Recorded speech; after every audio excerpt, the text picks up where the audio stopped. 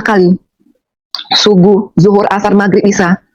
Kata-kata ihdinas siratal mustaqim berkali-kali saya ucapkan. Tapi dengan Bapak itu berkata, apakah kamu sudah menemukan? Akhirnya saya terpikir, iya Pak, hanya melafazkan aja ihdinas siratal mustaqim, tapi tidak tahu jalan lurus itu yang mana.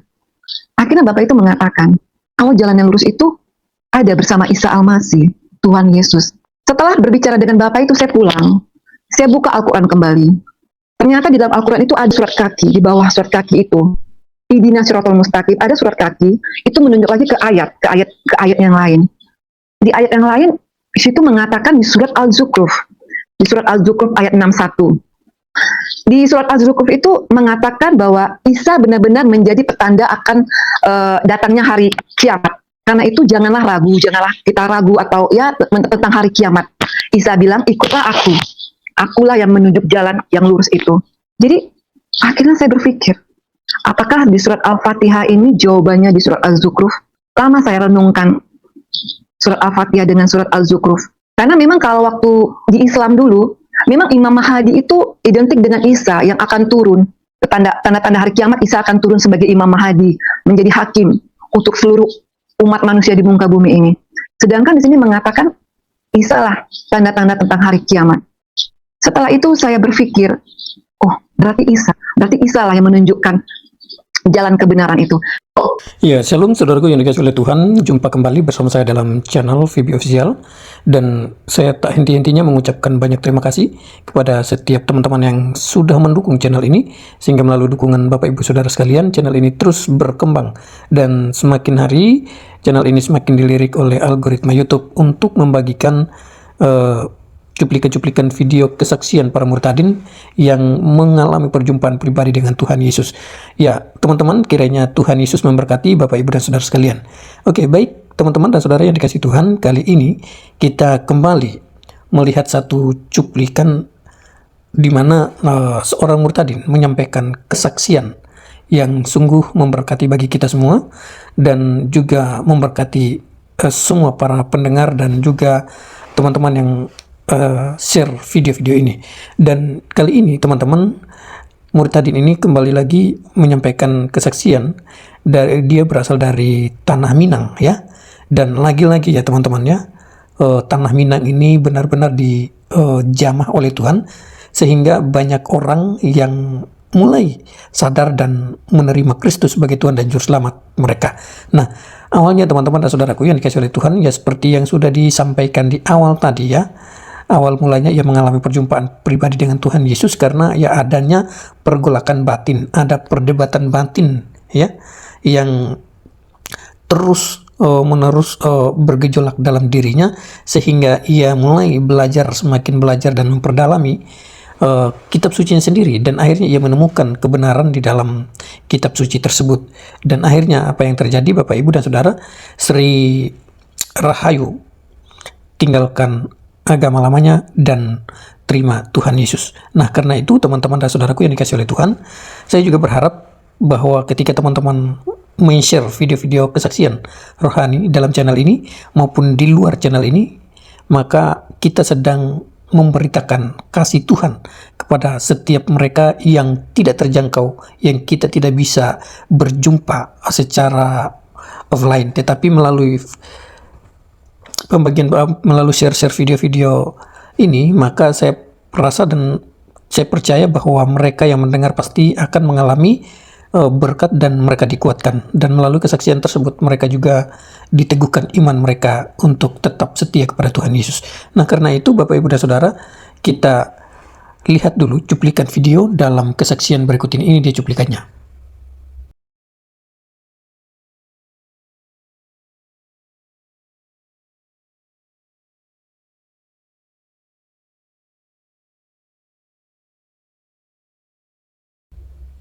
Perkenalkan, nama saya Sri Rahayu, dipanggil Ayu. Saya latar belakang dari Islam. Saya asli orang Sumatera Barat. Saya bersaudara 4 orang, saya anak nomor 2. Kebetulan saya dibesarkan dari keluarga seorang pengajar pendidik, seorang guru, karena orang tua saya guru. Jadi pada saat saya masih kecil, masih dalam di bangku sekolah SD atau SMP, orang tua saya pernah menekankan kepada saya, kalau kamu kalau bisa jangan berteman sama orang Kristen, karena bagi di Islam orang Kristen itu adalah kafir. Jadi itu terdoktrin di pikiran saya dari saya dari SD sampai SMP. Saya pun juga kalau saya bertemu sama teman yang Kristen, saya langsung cut, saya langsung menjarak gitu. Berjalannya waktu, saya SMP, SMA, kuliah. Setelah di tahun 99, saya berkenalan sama seorang laki-laki. Kebetulan dia beragama Kristen. Jadi pada saat saya berkenalan dengan beliau, ya kita bilang pacaran. Pada saat itu, ini orang, saya nggak tahu juga. Waktu saya baru mulai dekat sama beliau, dia selalu bercerita tentang Yesus. Saya mengatakan, kenapa kamu selalu berbicara tentang Yesus? Saya bilang, Yesus itu kalau di Islam adalah Isa. Saya bilang, ya, kalau bagi Kristen, Isa itu mungkin Tuhan. Tapi bagi kami, Isa itu Nabi. Jadi, Yesus itu bukan Tuhan bagi kami. Saya bilang sama teman saya.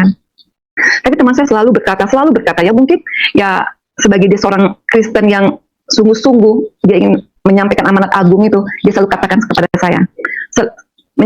Berjalannya waktu, setelah saya berkenalan sama beliau, pas jalan 3 tahun, saya diminta untuk mengantar seorang misionaris, orang tua, ke Malaka.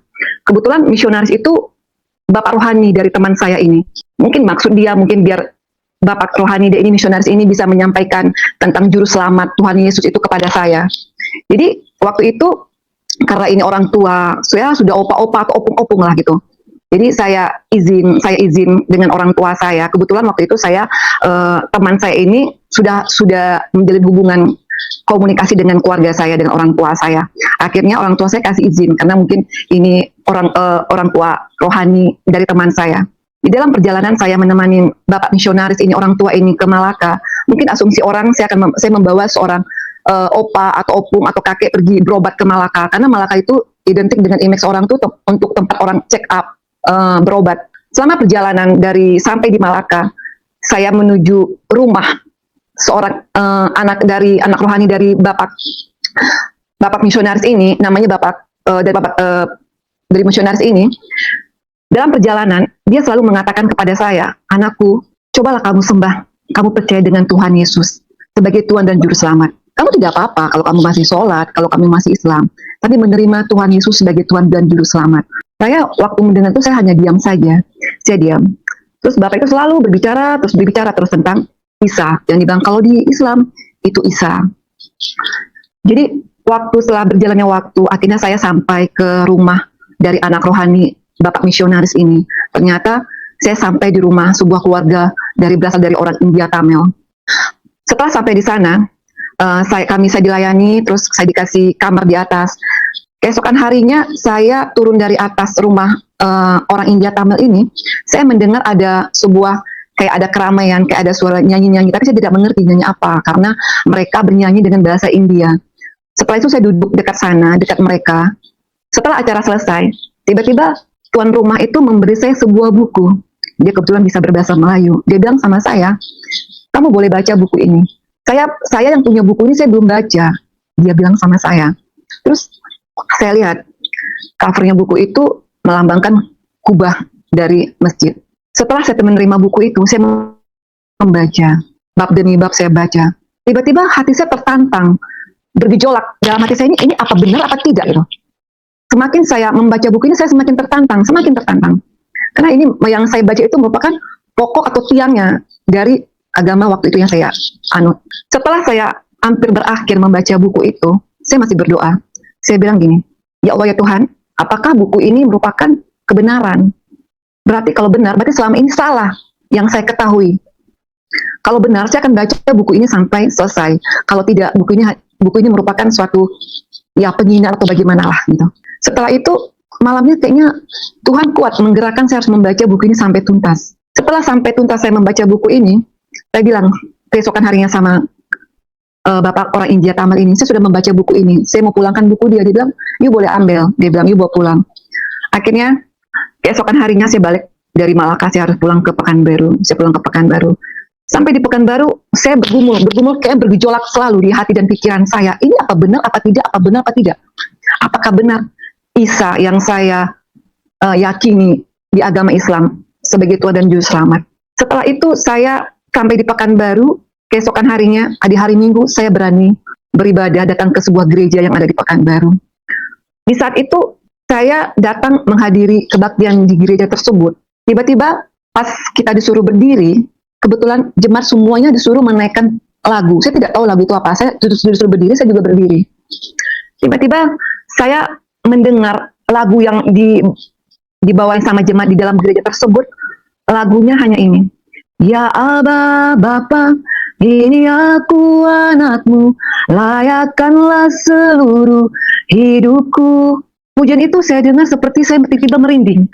Saya merinding, saya merasa ada suatu belayan yang dari ujung rambut saya sampai ke ujung kaki membelai saya begitu lembut sekali. Saya tidak pernah merasakan belayan itu sama sekali di saat umur saya pada saat itu 20-an.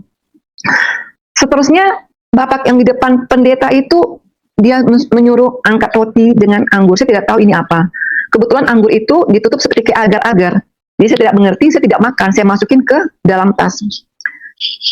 Pada saat saya mendengar, diulang lagi pujian itu, di saat saya mendengar lagu itu, saya merinding kembali, begitu merdu sekali lagu itu saya dengar. Saya tidak pernah kayak seperti lagu-lagu dunia, misalnya lagu apa ya, lagu melankolis bagaimana, saya tidak pernah mendengar semerdu itu lagu itu.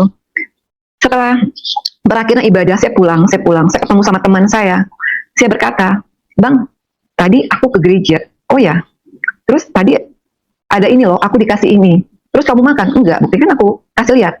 Dia tidak komen. Setelah itu saya tertantang. Kebetulan saya tidak tahu urapan di suasana di gereja itu membuat hati saya tuh rindu untuk kembali ke gereja itu. Berjalannya hari, minggu demi minggu saya datang ke gereja itu. Ternyata waktu setelah berapa bulan setelah itu, gereja itu mengundang salah satu pendetanya tuh dari Islam, ex-Islam. Jadi waktu itu karena tahu para pengerja di gereja itu saya dari Islam, dia bilang, Mbak Ayu, ini bapak ini ex-Islam loh, mungkin bisa ya berbicara atau ya bincang-bincang sama bapak pendeta. Saya datang ke gereja itu pas waktu malam. Jadi bapak itu dengan santai, kebetulan di gereja itu mereka lagi latihan untuk persiapan ibadah. Bapak itu sambil megang gitar. Dia berkata sama saya, kamu tahu surat Al-Fatihah? Tahu, saya bilang. Kamu bisa membacanya? Bisa Pak, saya bilang itu. Coba kamu baca. Dia sambil diiringi dengan gitar. Saya baca Bismillahirrahmanirrahim, Alhamdulillahirobbilalamin, Ar-Rahmanirrahim, Maliki Yaumiddin, sampai di saat kata-kata Ihdina Sirotol Mustaqim. Dia bilang stop. Kamu tahu itu artinya apa? Ihdina Sirotol Mustaqim. Saya bilang saya tahu Pak. Tunjukilah kami jalan yang lurus. Apa kamu sudah mendapatkan jalan yang lurus? Saya terdiam. Lama saya berpikir. Saya bilang oh iya ya. Setiap saya sholat 1 hari 5 kali. Subuh, zuhur, asar, maghrib, isya. Kata-kata Ihdina Sirotol Mustaqim berkali-kali saya ucapkan. Tapi dengan bapak itu berkata, apakah kamu sudah menemukan? Akhirnya saya terpikir, iya Pak, hanya melafazkan aja Ihdina Sirotol Mustaqim, tapi tidak tahu jalan lurus itu yang mana. Akhirnya bapak itu mengatakan, kalau jalan yang lurus itu ada bersama Isa Al-Masih, Tuhan Yesus. Setelah berbicara dengan bapak itu, saya pulang. Saya buka Al-Quran kembali. Ternyata di dalam Al-Quran itu ada surat kaki, di bawah surat kaki itu. Ihdina Sirotol Mustaqim, ada surat kaki, itu menunjuk lagi ke ayat yang lain. Di ayat yang lain, di situ mengatakan di surat Al-Zukhruf. Di surat Al-Zukhruf ayat 61. Di surat Al-Zukhruf itu mengatakan bahwa Isa benar-benar menjadi petanda akan datangnya hari kiamat. Karena itu janganlah kita ragu atau ya tentang hari kiamat. Isa bilang, ikutlah aku. Akulah yang menunjuk jalan yang lurus itu. Jadi akhirnya saya berpikir, apakah di surat Al-Fatihah ini jawabannya di surat Al-Zukhruf? Lama saya renungkan surat Al-Fatihah dengan surat Al-Zukhruf. Karena memang kalau waktu di Islam dulu, memang Imam Mahdi itu identik dengan Isa yang akan turun. Tanda-tanda hari kiamat, Isa akan turun sebagai Imam Mahdi, menjadi hakim untuk seluruh umat manusia di muka bumi ini. Sedangkan di sini mengatakan Isa lah tanda-tanda tentang hari kiamat. Setelah itu saya berpikir, oh berarti Isa lah yang menunjukkan jalan kebenaran itu. Setelah berjalannya hari demi hari, saya ke gereja, tiba-tiba namanya orang tua, hati nurani sebagai seorang orang tua. Mama saya berkata begini, kamu kok tiap hari Minggu keluar sih? Dia bilang, kamu sepertinya kayak orang Kristen pergi ke gereja. Saya terdiam. Akhirnya saya putuskan untuk tidak di jam itu saya bergereja lagi di tempat gereja yang di mana saya menerima sesuatu belayan yang begitu lembut, kasih yang begitu lembut yang saya rasakan. Akhirnya saya seperti gereja keliling. Saya masuk ke gereja, ya gereja yang daerah, gereja adat, tapi saya tidak mengerti gitu. Tapi karena saya rindu ingin beribadah, ingin mendengarkan firman Tuhan yang disampaikan oleh pendeta yang untuk hari Minggunya, akhirnya saya bilang tidak ada yang saya dapatkan dari saya berkeliling terus. Akhirnya saya putuskan untuk kembali ke gereja tempat di mana saya pertama datang. Setelah saya ikutin, akhirnya saya berbohong. Saya sampai bilang malam itu hari Sabtu, besok hari Minggu, saya masukin baju ke bagasi mobil. Hari Minggu saya keluar dengan pakaian santai. Saya bilang saya keluar ke rumah teman saya karena teman saya banyak anak kosan waktu itu. Jadi ya tidak membuat orang tua saya curiga padahal saya ke gereja. Akhirnya saya ke gereja tempat di mana pertama saya datang. Akhirnya iman saya bertumbuh. Setelah berjalannya waktu sudah berapa bulan, saya memutuskan saya minta dibaptis. Saya minta dibaptis sama, saya bilang sama para pengerja di gereja itu, Bu, saya pengen dibaptis. Wah, benar, dia bilang, iya Bu. Oh ya udah, nanti pas Bapak Gembalanya datang nanti kita atur. Akhirnya Bapak Gembala tersebut datang. Besokan harinya di hari Sabtu, saya dibaptis di salah satu sungai di Pekanbaru. Pada saat dibaptis, kan kita dikasih jubah untuk dikenakan jubah putih. Waktu itu saya berdua dengan seseorang, dia baptis juga gitu. Setelah waktu mau mulai baptis, kita mulai berdoa. Saya masih berdoa dengan saya masih pakai Allah. Saya bilang, ya Allah ya Tuhan, apakah ini suatu jalan keselamatan buat saya? Kalau bukan, saya buka jubah ini. Saya tidak mau pakai jubah ini lagi. Saya tidak mau dibaptis. Tapi kalau memang ini keselamatan bagi saya bilang, tarik saya sampai ke sungai untuk saya bisa dibaptis. Setelah itu, akhirnya pendeta bilang pendeta berdoa, saya boleh dibaptis. Bisa dibaptis itu saya merasakan sesuatu ada kayak turun dari langit itu, saya tidak bisa mengungkapkan dengan kata-kata apa yang saya rasakan. Seperti saya itu tanpa anak baru lahir, baby baru lahir, tidak ada dosa. Seperti kayaknya plong aja rasanya hidup ini gitu. Setelah saya keluar dari sungai, saya ganti baju untuk ada dibaptis. Setelah itu kita ketemu sama pendeta yang membaptis saya, beberapa orang dengan para pelayan di gereja itu. Dia bilang gini, Ayu, sekarang nama baptis kamu saya kasih Hana. Wah, Hana itu artinya apa Pak? Hana itu pendoa. Kamu nanti baca di kitab Samuel. Saya bilang bagaimana saya mau baca? Saya tidak ngerti, saya belum mengerti buka Alkitab dari mana. Kitab Samuel itu saya tidak tahu. Setelah itu setelah baptis saya pulang. Timbul di hati saya dalam perjalanan dari tempat saya dibaptis itu menuju rumah saya. Saya udah meninggalkan yang lama, saya udah menatap yang baru. Keesokan harinya, karena di keluarga saya, karena saya ada keluarga dari orang dari Sumatera Barat, adat sama agama sangat kental sekali, sangat kuat sekali. Kita sering melakukan sholat berjemaah di rumah. Orang tua saya mengatakan gini, mari kita sholat. Saya mengatakan, saya lagi datang bulan. Karena waktu dulu di Islam, kalau lagi datang bulan tidak dibenarkan untuk sholat. Oke, mungkin alasan itu orang tua saya masih bisa menerima. Tapi lama-lama orang tua saya selalu berkata, mari kita sholat. Jawaban saya, lagi datang bulan. Terus tiba-tiba orang tua saya ngomong gini, kamu bilang datang bulan, nanti dikasih Allah loh kamu kendaraan, datang bulan terus selamanya. Saya terdiam. Karena dalam hati saya tidak mungkin sholat lagi. Walaupun saya teringat omongan dari bapak misionaris, bapak rohani teman saya itu mengatakan, kamu tidak apa-apa kalau kamu Islam, kalau kamu masih sholat. Tapi saya udah punya komitmen. Ya sekali saya melangkah, sekali saya udah terima Yesus sebagai Tuhan dan Juru Selamat saya udah dibaptis, saya udah lahir baru kembali, ya tidak ada lagi tawar menawar. Akhirnya berjalannya hari, orang tua saya ngomong kayak gitu. Terus saya bilang sama teman saya, gimana ya, orang tua saya terus saya sholat. Terus teman saya ngomong gini, saya juga konsultasi sama teman-teman di gereja, sama para pengerja, dia bilang, ya berhikmat aja ayo. Saya bilang, berhikmat, mungkin berhikmat itu saya harus berbohong. Tapi yang saya lakukan berhikmat itu berbohong itu akhirnya membuat saya tuh gelisah, tidak tenang. Setelah beberapa hari kemudian ya, setelah berjalannya waktu, saya disuruh sholat lagi. Saya bilang, Mah, saya mau sholat di masjid tempat gubernur habis meresmikan masjid baru dia. Bukan tidak jauh dari rumah saya. Akhirnya karena mungkin alasan saya mau pergi sholat, akhirnya dibolehkan.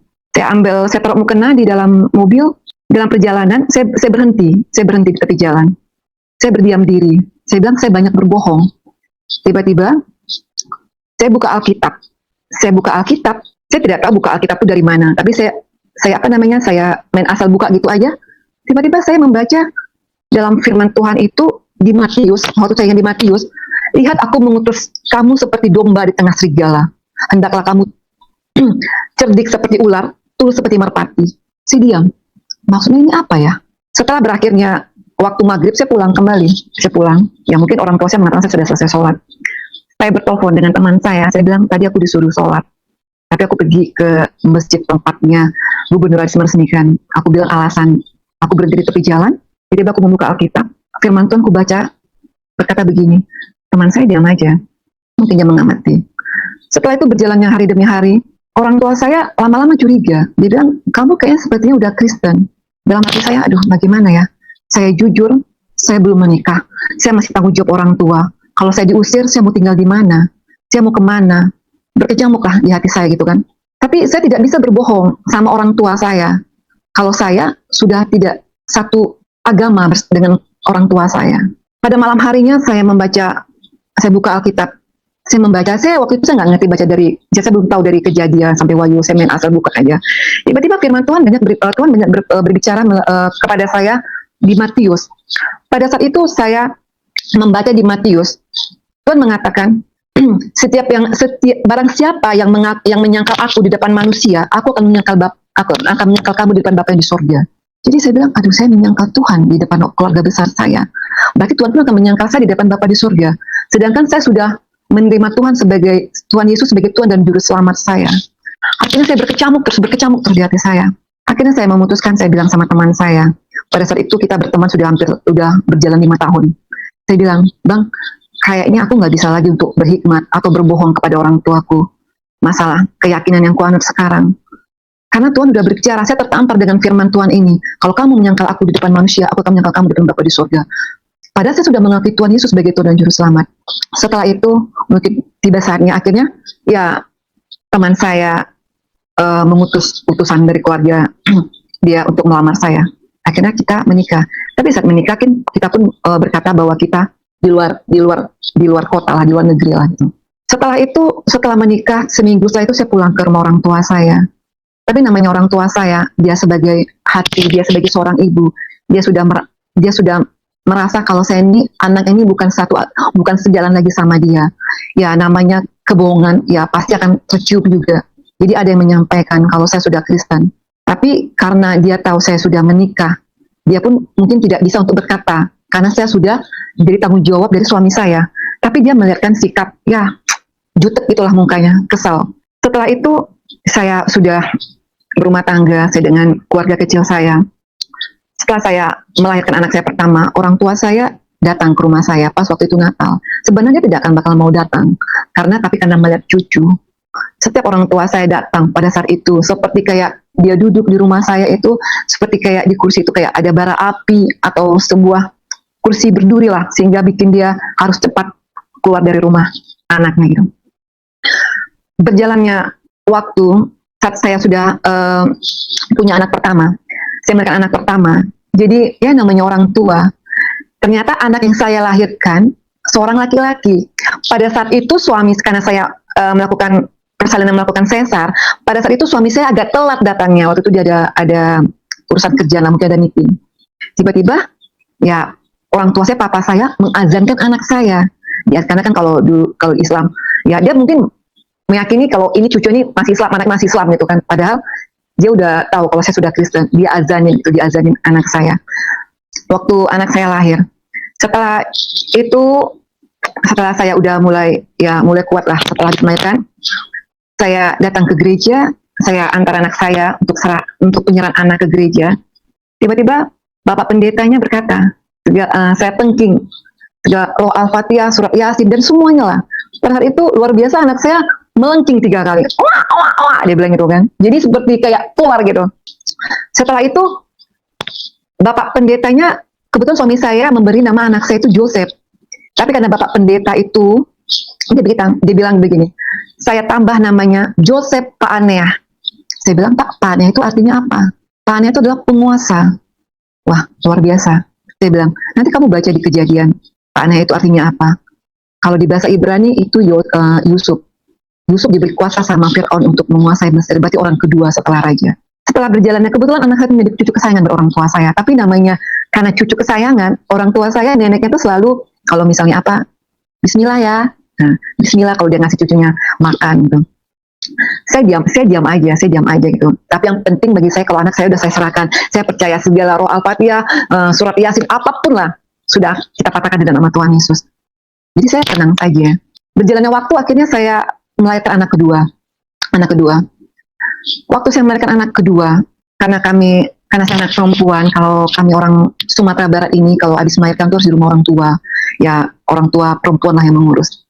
Jadi pada saat itu saya diurus sama orang tua saya karena masa nifas gitu ya. Setelah itu seminggu setelah saya melahirkan, papa saya sakit. Tapi yang luar biasanya Tuhan pakai anak saya Joseph ini, dia berkata begini kepada neneknya, pada omanya, Oma, sebelum papa sakit, Oma, kenapa opa itu pakai baju batik hitam-hitam? Janganlah Oma.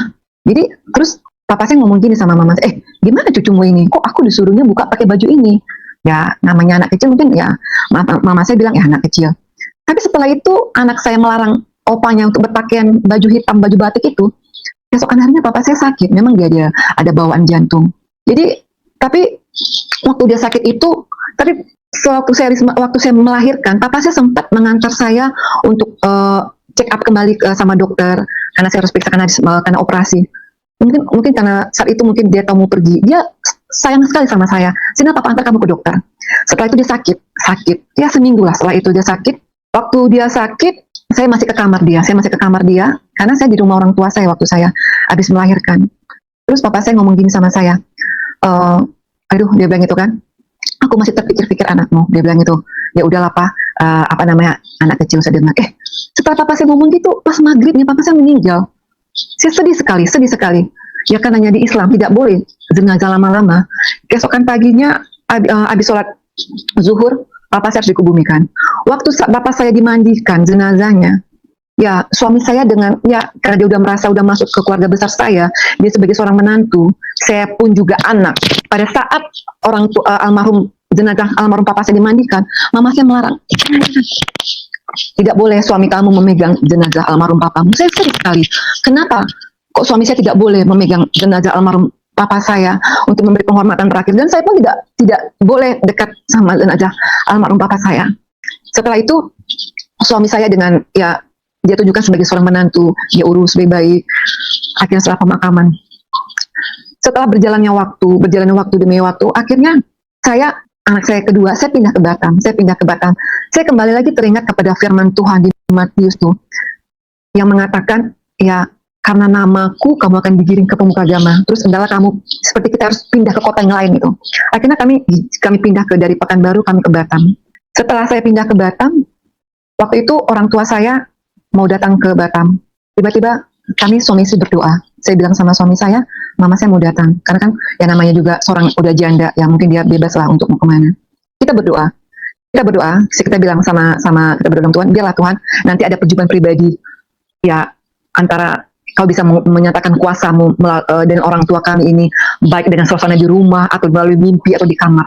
Tapi orang tua saya pernah berkata begini sama saya, Ayu, saya bermimpi loh, kamu dibawa sama seorang laki-laki yang ganteng sekali, bukan seperti kayak orang Indonesia, seperti kayak orang Timur Tengah. Saya mengatakan dalam hati saya Tuhan Yesus, tapi saya tidak mau mengatakan sama orang tua saya. Akhirnya orang tua saya barulah kali itu dia melihat saya di Batam. Tapi saya tidak pernah mengatakan sama orang tua saya kalau saya sudah Kristen. Karena bagi saya, untuk apa saya mengatakan kalau saya sudah Kristen, tidak ada buah yang saya lihatkan kepada orang tua saya. Kalau saya menjadi seorang Kristen hanya menjadi seorang Kristen yang sebuah buah yang asam, yang pahit, yang akan dimakan terus dimuntahkan, untuk apa gitu? Saya ingin melihatkan bahwa kekristenan saya ini sama orang tua saya itu sebuah buah yang manis, yang harum, yang ranum, yang enak dimakan, enak dicium, sebuah yang ranum, yang manis. Berjalannya waktu, saya kasih lihat terus sama orang tua saya. Kami mengasihi orang tua. Saya bilang sama orang tua saya, Ma, walaupun saya sudah tidak satu jalan lagi agama sama Mama, tapi saya tidak akan menjauhi Mama. Saya akan terus menghormati Mama. Karena dalam firman Tuhan di Alkitab pun berkata, hormatilah orang tuamu agar panjang umurmu. Jadi saya harus menghormati orang tua saya. Ya, Mama sebagai orang tua saya, dan orang tua, maksudnya itu orang yang lebih tua dari saya umur pun saya hormati. Setelah itu Mama saya bisa mengerti, dia coba untuk memulai menelaah, memikir. Karena Mama saya seorang guru, dia pintar itu Mama saya itu. Karena saya juga bisa merasa hatinya, karena dia terpukul juga, karena dia juga aktif di tempat wirid pengajian di rumah. Karena saya pun dari kecil saya juga dimasukin madrasah. Orang berkata, ibu itu mengajar sekian ratus orang anak berhasil, tapi mengajar satu anak tidak berhasil, anaknya bisa murtad. Karena kalau dulunya Islam mengatakan kalau Islam pindah ke Kristen itu murtad. Ya mungkin orang tua saya ya berkecamuk, tapi dia lama-lama dia melihat sesuatu bagi saya itu tidak ada yang salah kekristenan saya itu. Saya lihatkan. Ya semakin lama saya pun semakin untuk mempelajari firman Tuhan. Saya mempelajari firman Tuhan, saya baca. Saya pelajari tentang buah roh, tentang kasih, tentang sukacita, damai sejahtera. Jadi saya lihatkan, saya impartasikan terus kasih. Saya menghormati, saya mengasihi keluarga besar saya mengasihi orang tua saya. Akhirnya orang tua saya terpikir, oh nggak ada yang aneh, nggak ada yang sesuatu yang apa. Tapi mungkin dia juga akan terus berdoa juga di dalam hati dia. Di dalam hati dia saya rasa ya, saya juga tidak pernah bertanya, tetap terus berdoa, saya untuk balik lagi bersama dia gitu. Tapi karena dia melihat sesuatu ada yang berubah bagi saya, akhirnya berjalannya waktu, sudah berjalannya 10 tahun pernikahan saya, orang tua saya rajin melihat saya di saat waktu bulan Desember. Di saat bulan Desember kita Natal, dia malahan membuat bagaimana suasana Lebaran. Dia bikin rendang, dia bikin lontong dan semuanya lah. Dia sajikan semuanya. Dia bilang, ya kamu undang aja teman-teman di gereja kamu. Akhirnya teman-teman gereja saya, kita pulang dari beribadah, kita ke rumah. Wah enak ya buatannya mamanya Mbak Ayu, enak. Akhirnya mama saya, oh iya. Mama saya dengan menerima puji itu dengan sukacita juga dia menerima. Oh iya. Akhirnya saya pun juga heran. Mama saya pelan-pelan akhirnya bisa menerima. Tapi dia tidak pernah mencetuskan, oh saya menerima kamu karena kamu dekat, tidak. Cuma saya sudah bisa merasakan di alam bawah saya. Saya lihatkan sama mama saya. Akhirnya mama saya mengatakan, ya sekarang udah jalan kamu ya, kalau kamu udah memilih jalan kamu ini ya kamu bisa mempertanggungjawabkannya. Ya silakan kalau itu membuat kamu tuh tenang, bahagia. Tapi mama saya memikir, keluarga besar saya pun melihat ada sesuatu yang dilihatnya dari saya. Mungkin dengan saya menerima Tuhan Yesus sebagai Tuhan dan Juru Selamat, mereka melihat ada suatu kayak seperti intan atau berlian yang mereka melihat saya itu seperti Kristen yang militan. Karena kenapa? Karena waktu itu ada ipar saya berkata begini, kakak ini imannya kuat ya, dia bilang itu. Apa yang kakak cita-citakan selalu terwujud.